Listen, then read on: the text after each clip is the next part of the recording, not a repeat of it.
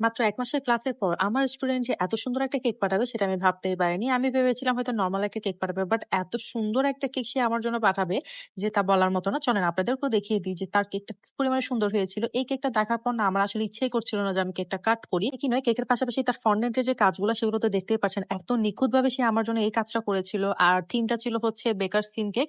মানে খুবই সুন্দরভাবে হচ্ছে আপু আমার জন্য কেকটা বানিয়ে পাঠিয়েছিল। তার পাশাপাশি রোলও বানিয়ে পাঠিয়েছিল। আপু আসলে কেকের পাশাপাশি ফ্রোজেন আইটেম গুলো সেল করে থাকে যেটার মেনু আমি আপনাদেরকে অলরেডি দেখিয়ে দিয়েছি। আর এই কেকটার লুকটা দেখেন এত বেশি সুন্দর আর খুঁটিনাটি এত সুন্দর সুন্দর সে ফন্ডেন্টের কাজগুলো করেছে যেটা দেখার পর আমার আসলে মনে খুশি হয়ে গিয়েছে কারণ এর আগে আমাকে কখনোই কেউ এই টাইপের কেক পাঠায়নি।